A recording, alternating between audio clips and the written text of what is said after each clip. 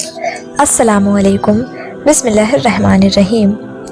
कुरान पाक में अल्लाह ताला का इरशाद पाक है, ए ईमान वालो, तुम पर रोज़े फ़र्ज किए गए हैं जैसे तुमसे पहले लोगों पर फ़र्ज किए गए थे, ताकि तुम परहेजगार बन जाओ। सूरह अल-बकरा। रोज़ा दीन इस्लाम का एक सुतून है और इसके बगैर एक मुसलमान का दीन मुकम्मल नहीं होता। मोहतरम नाजरीन, इस वीडियो में बताया जाएगा कि वह कौन से 9 लोग हैं कि अगर वो रोज़ा ना रखें तो उन्हें कुछ भी गुनाह नहीं होगा। यानी इन 9 लोगों को रमज़ान में रोज़ा ना रखने पर छूट है और हर मुसलमान मर्द और औरत जो बालिग हो और अपने होशो हवास में हो उस पर रमज़ान के रोज़े फ़र्ज हैं, यानी कि उसके लिए पूरे महीने के रोज़े रखना ज़रूरी है। और अगर वो इनके फ़र्जियत का इनकार करता है तो वह काफिर है और बिला वजह रोज़ा छोड़ना गुनाह भी है। लेकिन क्या आप जानते हैं कि 9 लोग ऐसे भी हैं जिन्हें रमज़ान के महीने में रोज़ा ना रखने की छूट है, यानी यह 9 लोग रमज़ान के महीने में रोज़ा छोड़ सकते हैं और इन्हें इस पर गुनाह भी नहीं होगा। नंबर 1, बीमार आदमी। सबसे पहले इंसान जो रोज़ा छोड़ सकता है वह बीमार आदमी है। जो इंसान सख्त बीमार है तो ऐसे इंसान के लिए रोज़ा ना रखने की छूट है। अगर ऐसा बीमार आदमी रोज़ा नहीं रखता तो उस पर कुछ भी गुनाह नहीं। अब यह भी जान लीजिए कि कौन सी बीमारी है जिसमें रोज़ा ना रखने की छूट है। हम आपको बताते हैं कि यहाँ पर उन बीमारियों की बात नहीं हो रही जो कि आम तौर पर नॉर्मल लोगों को होती हैं, जैसा कि अगर किसी के सर में दर्द हो गया, घुटने में दर्द हो गया, किसी को सर्दी या जुकाम लग गया और इस पर उसने रोज़ा छोड़ दिया, तो ऐसा करना बिल्कुल भी जायज़ नहीं है। ऐसे लोगों को रोज़ा रखना ज़रूरी है। यहाँ पर बीमारियों से मुराद ऐसी बीमारी है जिसमें इंसान की जान जाने का खतरा होता है। अब यह भी जान लीजिए कि वह कौन सी बीमारी है जिसमें जान जाने का खतरा होता है। तो इस बात का ऐसे पता चलता है कि अगर कोई माहिर डॉक्टर आपको यह कह दे कि अगर आप भूखे प्यासे रहें यानी रोज़ा रखा तो रोज़ा रखने से आपके जान जाने का खतरा हो सकता है, या फिर डॉक्टर आपसे यही कह दें कि अगर आपने रोज़ा रखा तो आपकी बीमारी ठीक नहीं होगी या आपकी बीमारी और बढ़ जाएगी, तो ऐसी सूरत में रमज़ान के महीने में रोज़ा छोड़ना जायज़ है। लेकिन छोटी मोटी बीमारियों में रोज़ा छोड़ना जायज़ नहीं।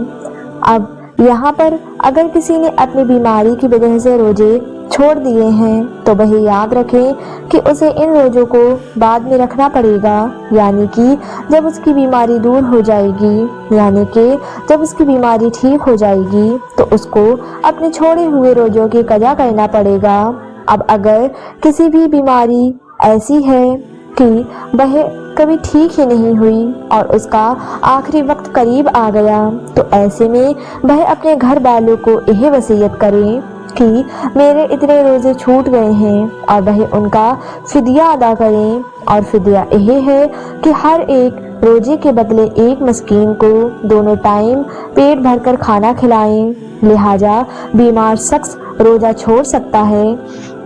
नंबर 2, हामला यानी प्रेग्नेंट औरत, यानी दूसरे नंबर पर हामला औरत है, यानी इसके पेट में बच्चा हो।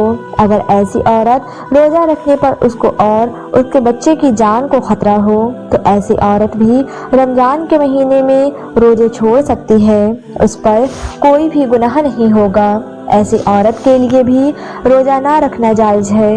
लेकिन याद रहे कि ऐसी औरत भी अपने छोड़े हुए रोज़े बाद में रखेगी, यानी कि जब उसकी सेहत ठीक हो जाए तो उसे भी अपने छोड़े हुए रोज़ों की कज़ा करना होगा। और अगर कोई हामला औरत है और उसका बाहर डॉक्टर उसे यही कह दे कि रोज़ा रखने से यानी रोज़े में भूखा प्यासा रहने से उसकी या बच्चे की जान जाने को कोई खतरा नहीं है, तो ऐसी औरत के लिए रोज़ा रखना ज़रूरी होगा।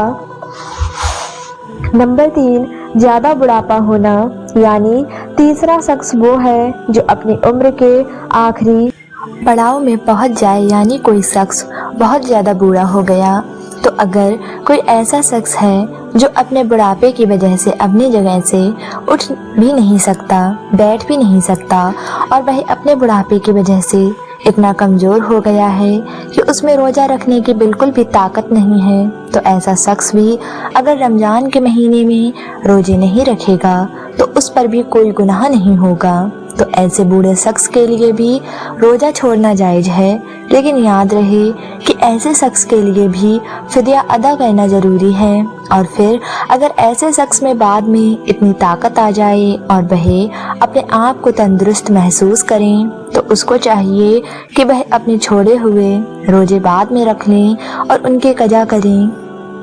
लेकिन अगर कोई शख्स अपने बुढ़ापे की वजह से इतना कमज़ोर हो गया है कि उसे अपने ठीक और सेहतमंद होने की कोई उम्मीद ही नहीं है, तो उसके लिए रोज़े मुआफ़ हैं, लेकिन उसे भी अपने हर रोज़ के बदले में फ़िदिया देना पड़ेगा। और फ़िदिया यही है कि अपने हर रोज़ के बदले एक मिस्कीन को पेट भरकर 2 वक्त का खाना खिलाना होगा। नंबर 4, दूध पिलाने वाली औरत। यहाँ यह बात भी वाज़ेह कर दें कि पहले मानों में ऐसी औरतें हुआ करती थीं जो लोगों के बच्चों को दूध पिलाने का काम किया करती थीं। वो लोगों के बच्चों को अपने साथ ले जाया करती थीं और 2 या 2.5 साल के लिए उस बच्चे को दूध पिलाया करती थीं और उन्हें दाया कहा जाता था।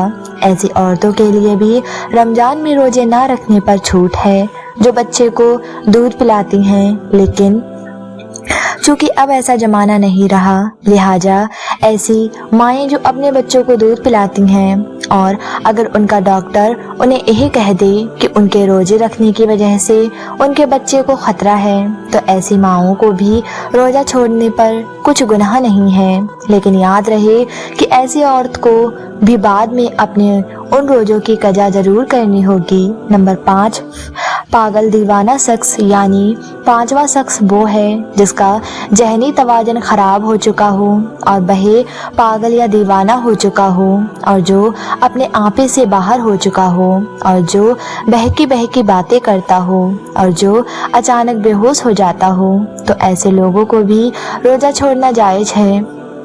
यानी कि अगर ऐसा शख्स भी रोज़ा ना रखें तो उस पर भी कोई गुनाह नहीं होगा, लेकिन ऐसे शख्स को भी चाहिए कि बाद में जब वो ठीक हो जाए तो आपने छोड़े हुए रोज़ों को कज़ा कर लें। नंबर 6, है जो नफास वाली औरतें। यदि ऐसी औरतें जिनके पीरियड्स चल रहे हों, वो हैज वाली औरतें हैं, और ऐसी औरतें जिन्होंने बच्चे को जन्म दिया हो और अभी तक उनका खून निकलना बंद ना हुआ हो, तो ऐसी औरतों को नफास वाली औरतें कहते हैं। यहाँ पर ऐसी औरतों का भी रोज़ा रखना जायज़ नहीं है। यहाँ यह बात भी याद रखें कि पहले बयान किए गए 5 किस्म के लोग अगर रोज़ा रख लेते हैं तो उनका रोज़ा कबूल हो जाएगा, लेकिन हैजल नफास वाली ख़वातीन अपनी इस हालत में रोज़ा नहीं रख सकती और अगर वह रखेंगे तो उनका रोज़ा कबूल नहीं होगा और उन पर सख्त गुनाह होगा। ऐसी औरत जो बाद में पाक साफ हो जाए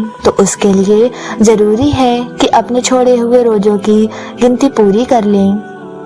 नंबर 7, सफ़र पर होना यानी मुसाफिर होना। तो ऐसा इंसान जो हालात सफ़र में है तो उसके लिए भी रोज़ा ना रखने की छूट है और रोज़ा ना रखने पर उसके लिए कुछ भी गुनाह नहीं होगा।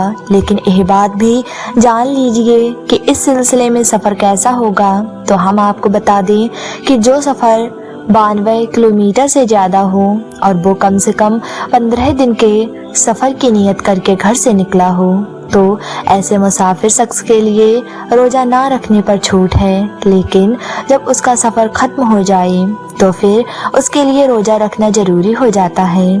अब यहाँ यह बात भी काबिल ज़िक्र है कि अगर कोई शख्स सफ़र की हालत में है और वह यही कहे कि वह रोज़ा ज़रूर रखेगा کیونکہ اس کا سفر آرام دہ تو ایسا مسافر سفر کی حالت میں بھی روزہ رکھ سکتا ہے اور اس کا روزہ ہو جائے گا۔